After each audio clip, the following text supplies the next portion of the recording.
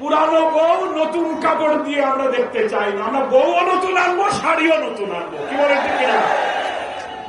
নতুন শাড়িতে পুরানো বউ চলবে না। অনেকে এখন চেষ্টা করছেন পুরনো গ্লানি, অপরাধ, চাঁদাবাজি, মস্তানি, দুর্নীতি যারা চ্যাম্পিয়ন হয়েছিলেন, নতুন শাড়ি দিয়ে তারা সেই কদর্য চেহারা ঢেকে নতুন রূপে আসার চেষ্টা করছেন। বাংলার মানুষ সেটা গ্রহণ করবে না। যুবক ছাত্রদেরকেই সেই নতুন বাংলাদেশের জন্য প্রস্তুতি নিতে হবে।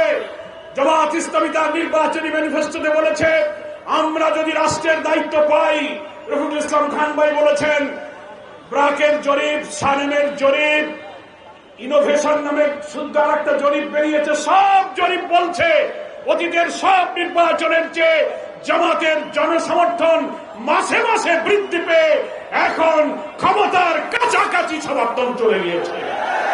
আমিরে জামাত ওই দিন বলেছিলেন, আমরা ফ্যাসিবাদের বিরুদ্ধে সংগ্রাম করেছি, এখন হচ্ছে আমাদের দুর্নীতির বিরুদ্ধে সংগ্রাম।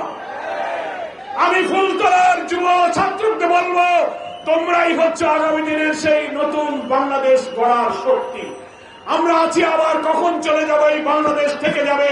এমন বাংলাদেশ আমরা রেখে যাব, আমাদের সন্তানেরা যেন আর চাঁদাবাজ, খুন, ধর্ষণের মতো নিষ্ঠুর মানবতা বিরোধী কাজের সাথে দেশের সন্তানরা সম্পর্ক না রাখে।